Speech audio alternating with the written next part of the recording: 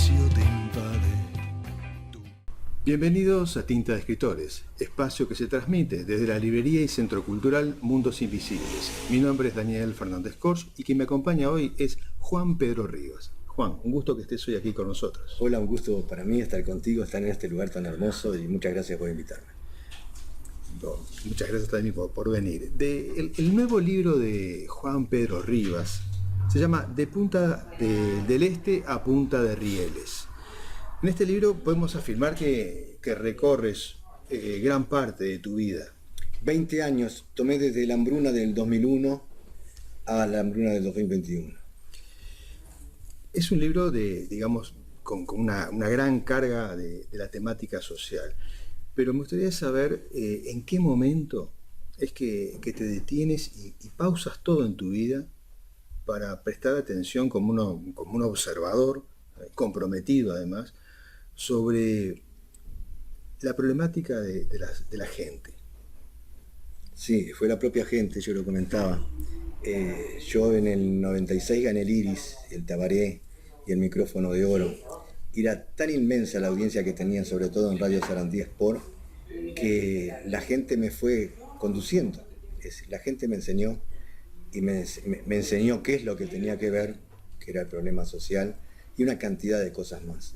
Soy un agradecido a la gente, y sobre todo a la gente humilde, las señoras de la noche que se despiertan, los gurises que se vienen de la parranda, todos caían en la radio, el programa era de 3 a 7 de la mañana.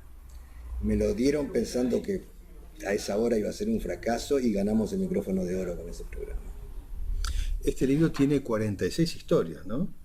Sí, tiene más, porque algunas van juntas. Es verdad, sí, algunas se entrelazan. Sí, más de 46 historias, ¿no?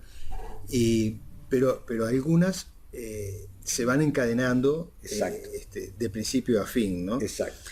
Y es interesante lo que nos cuentas porque nos cuentas sobre un tiempo, sobre una realidad que parece que corre paralela a la que vivimos, o la que todos vivimos, o creemos vivir, pero transcurre en un tiempo diferente, ¿no? Detenido para el resto de la sociedad. ¿Qué me dices? Yo planteo una mixtura entre los nadie y los alguien, entre los visibles y los invisibles, entre el sistema y el antisistema. Entonces elijo, por ejemplo, el doctor Sanguinetti, a lo largo del libro, es un representante del sistema y del éxito.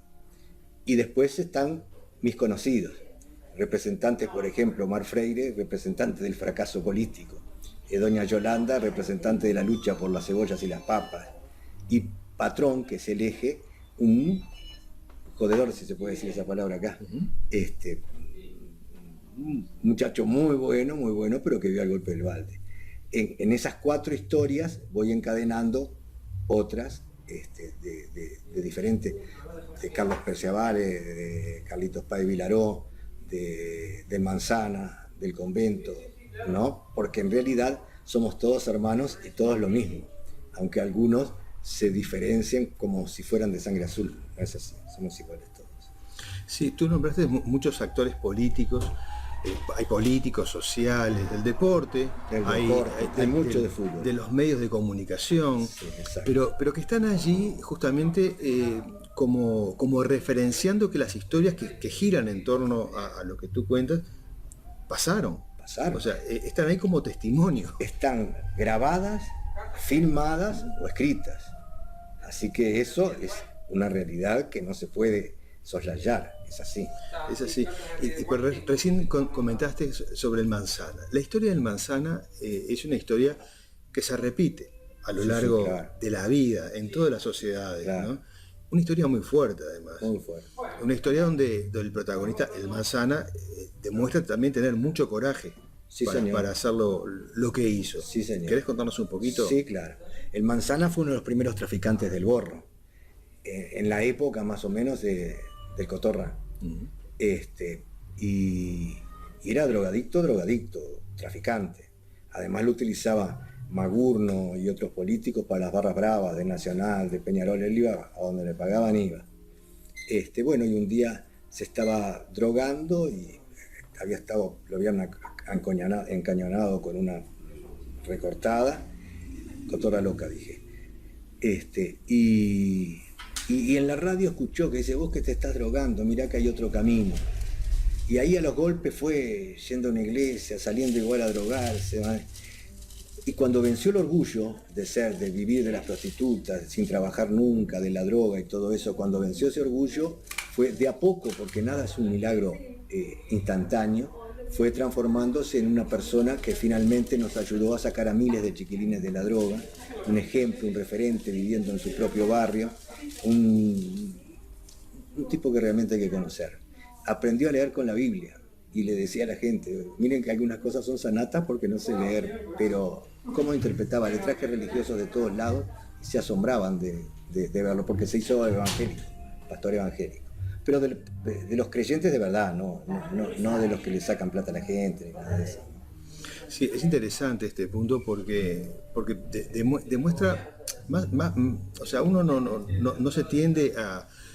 No tendemos a ver el tema político, sino el tema de la lucha social, el tema de superarse, o en cómo el Manzana en un momento de su vida hace clic, se reconvierte. Pero podemos poner al Manzana en este tema y podemos hablar de León Tolstoy también, que le pasó lo mismo. Tolstoy, una persona que venía de una familia muy acaudalada y en determinado momento, joven, como a los 18 años, empezó, por ejemplo, a renegar o a cuestionarse su vida y a cuestionar el catolicismo. Entonces emprendió una búsqueda personal. En determinado momento de su vida, que ya con una fortuna familiar y con la fortuna que él había generado, él deja la ciudad, se va de San Petersburgo y vuelve a su pueblo natal, y allí intenta recomponer la vida de todas, de su servidumbre y de toda la gente ahí en ese pueblo, tratando de él vivir del desprendimiento, ¿no? Qué bien. Y es más, cuando muere Tolstoy le deja toda su fortuna a los más necesitados. Entonces por eso tenemos en la historia personas muy conocidas, ¿no? Referentes como un Tolstoy que además incidió en el pensamiento de Gandhi, o de Martin Luther King, con quien también intercambiaban cartas, ¿no? y posiciones filosóficas.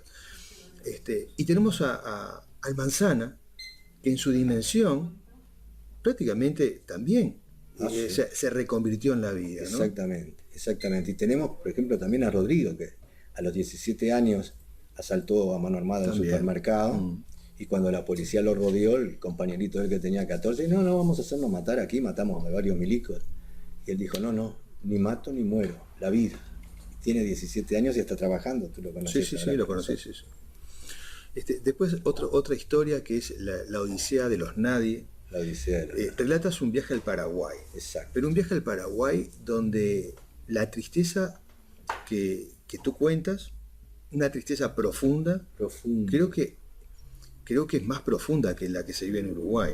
Sí, no te quepa la menor duda. Escenarios distintos. Totalmente distintos. Nosotros fuimos por el fútbol allá, llegábamos a los chiquilines de los asentamientos de los barrios pobres de acá a jugar con los chiquilines de allá. Pero yo me fui por la Transchaco, iba a intentar llegar hasta Bolivia, me fui por la Transchaco y me tuve que detener porque vi unas especies de tolderías de nylon de los indios, y me bajé a charlar con ellos. Ya de entrada recibí tenía solo un equipo para regalar y vinieron 2 indiecitos. Yo dije, bueno, dice, no importa, uno se pone la campera y el otro el pantalón, con un desprendimiento que no lo ves a veces en los chicos de acá, que quieren todo, ¿no? Y bueno, y empecé a hablar con los caciques, y dice, un niño le pasa algo acá que se muere, me dice.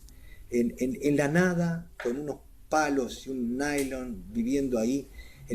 Y, paradoja, del lado de los alambrados los estancieros, los terratenientes, los más ricos, los dueños de todo, y del otro lado la Transchaco pasando los camiones con, toda la mercadería y todo el bagaje ese del dinero para una sociedad de alimentos, para una sociedad de consumo, que es lo doloroso. Y ellos, no pueden ni entrar a cazar algo a los campos, y son los dueños de la tierra, ¿no? Sí, y acá, Juan Pedro lo escribe en su libro, justamente esta parte que está diciendo, dice así: se muere, me respondió mirándome con ojos tristes. Entonces comprendí en su plenitud cómo vivimos los integrantes de la Odisea de los Nadie. Vivimos al margen, en el espacio que va entre los alambrados de las estancias, posesiones feudales y regresivas hacia épocas pretéritas, y la carretera, símbolo del progreso, casi imposible de cruzar por el peligro de ser atropellados por enormes y modernos camiones que cargan las riquezas que alimentan las fortunas de muy pocos, indiferentes a la pobreza de muchos. En ese territorio del margen, en una odisea eterna, nos desplazamos. Exacto, porque hablo de ellos, pero es la que vivimos nosotros también. Nosotros, aunque tengamos ínfulas, somos tan nadie como ellos, frente al sistema, Sí. frente al capital, frente a la indiferencia del consumo y de la sociedad que te hace números. Somos los nadie. Somos los nadie. No sé, somos 3.200.000 uruguayos. Sí. Y bueno, habremos 3 millones de nadie. Lo que pasa es que es muy difícil decirle a la gente, convencerla, mirá que vos sos nadie. El otro día hace un tiempo le dije a un muchacho, dice, no, yo no soy nadie. Mi prima sale con el chofer del ministro y a mí me saludan todos los políticos. Con esa percepción de la realidad, ¿qué le va a decir? No, pero mirá que seguís siendo nadie. Es capaz que un día el chofer la deja, pero es así. Es triste, pero esto también es una anécdota real. Sí.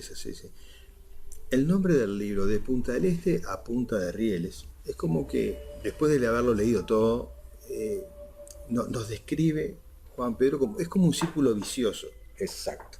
donde Exacto.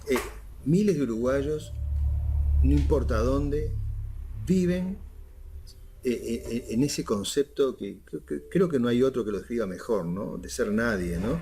Viven así sus vidas día a día. Exacto. Y lo que pasa es que además están como concatenados, se dice, Sí, porque los chorros que yo conozco y que entrevisto en las cárceles, a veces son funcionarios de los muy ricos para pasar la droga y todas esas cosas, Sí. ¿no? Es decir, así que es una familia, y como dice el tema que yo tomé para el libro de Chico Buarque, o qué será, dice, bueno, cuando el Padre nos vea, nos va a bendecir a todos porque esto es un infierno. Tal cual. También nos describes asuntos relacionados con la cárcel, con el CONCAR. CONCAR y Punta de Rieles, pero más Punta el de Rieles. CONCAR.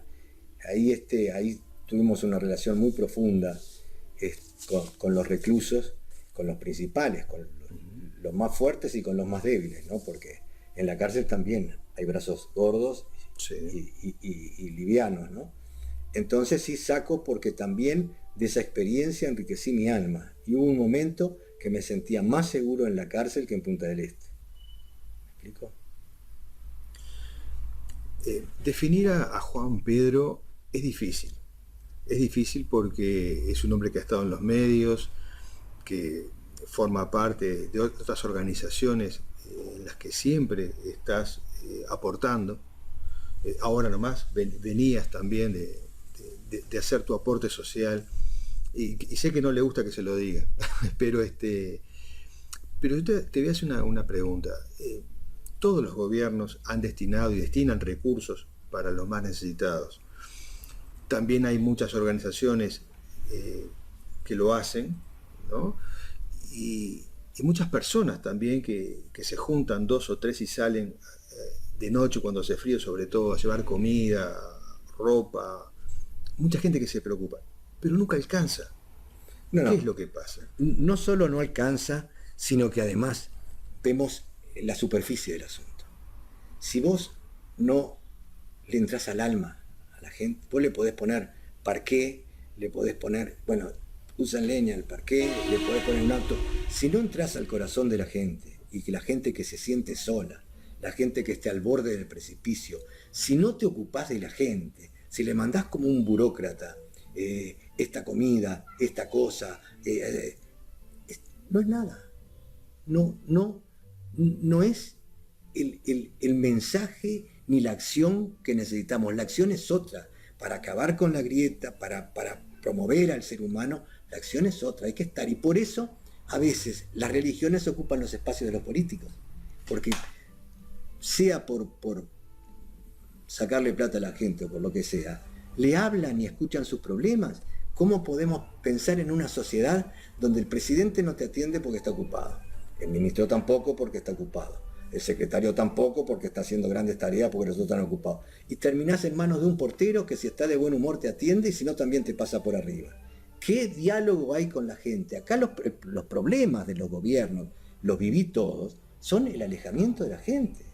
Si no se acercan a la gente, si no conviven con la... si no aprenden de la gente. Yo hubo un tiempo que les decía a los políticos, no estén arriba en una, ¿cómo se llama esas cosas? Plataforma, no sé. Enseñándole a la gente sabe más que ustedes, pregúntenle a la gente, vayan atrás en la cola y vayan escuchando, que la gente te nutre, la abuela sin escuela, la abuela más ignorante sabe, no solo sabe decirte cómo haces un guiso para 5 días, sabe decirte cómo tenés que ser. ¿Me explico? Y eso es lo que necesitan los líderes, cómo tienen que ser. Cómo tienen que ser, serán muy capaces algunos, muy inteligentes, muy brillantes, pero no son de la gente.